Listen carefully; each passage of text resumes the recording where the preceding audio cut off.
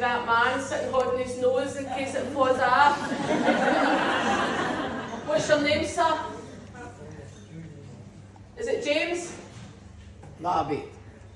Larby. L-E-R-B-I. Larvae. That's right. Oh, everybody's got weird names tonight in here. Yes. Do you have a wife in spirit, please? She's passed away. Yes, that's what I mean. A missus that's in spirit is what I call it, right? Because as she comes in, she says to me, I should still be here. I should still be here. Now, does she have cancer? No. Okay. I feel as if her lymph nodes are inflamed as she comes in. So there is some sort of infection going through her body. Would you understand it like that, please? Yeah. So sometimes that brings in issues to do with the blood, septicemia, cancer, something like that. Does that make sense? Emphysema. Thank you. Because as she comes in, she says, my throat's that dry and I'm coughing and I can't breathe, you know? And so she shows me that as she comes in. She says, but I can hear you. She tells me you're rubbing her back and you're rubbing her arms. How do you know that?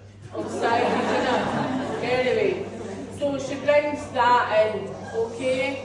And she says, you know, I've never left.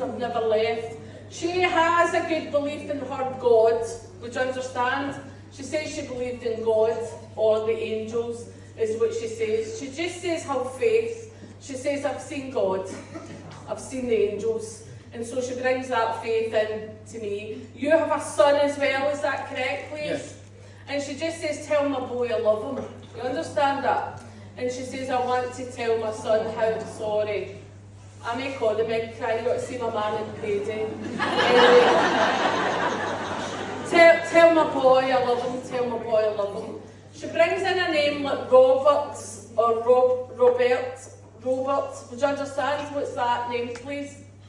She calls me Roberto. Would you? Roberto, okay. And so, what's that? That's nothing like your own name. Roberto's nothing like Levi or whatever it was. I can't even remember, that's how bad my memory is. Anyway, she just walked in here with a rose between her teeth, all lovely, sending you love for Valentine's, do you understand? And she says, I was there, I've never left you. She says you speak to her all the time, even though she's passed over. She says he speaks to me more when I'm dead than he did when I was alive. Every morning. Hear him all the time. She also puts in 2 wee robins into my hand, and that will be a reference for you. You may see them. Do you understand? Yes.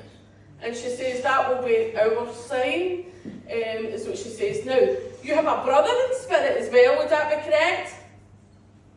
Yes. She says, I'm here with his brother and his mother, is what she brings in. Alrighty? She says, but I get the best brother. That's what she says. She says, I could have... Oh, she's blown her own trumpet, Roberto. Blown her own trumpet. She says, I could have had my pick. She says, but I knew he was a man for me, is what she says.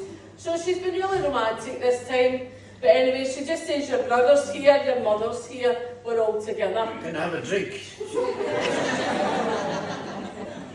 No, my watch, put it down. I'm looking. Your wife says, fucking come back. Come back. Like that. She tells me that you've kept jewellery belonging to her because you don't know what to do with it. You understand that? I give it to my daughter. Okay, that's fine. But I kind of felt as if there was other jewellery that I've kept that I don't know, I don't want to part with. Yeah. I don't know if it's her good rings. I don't want to part with. Would you understand that, please? Yeah. I know. It's because I'm psychic. How do you know that? I'm good. I've got a direct line to fucking heaven. Anyway, your wife will be the person waiting on you when it's your turn to pass over. But the good news is you're here for a long time. She says you have to enjoy the peace and quiet, because once you got all there, you're hers. You know? Anyway, she says to me there's something something in your good jacket? Have you got something you keep of hers in your jacket? A picture. That's what she says. Alrighty. Anyway, please take your wife's love. Thank you very much, Roberto.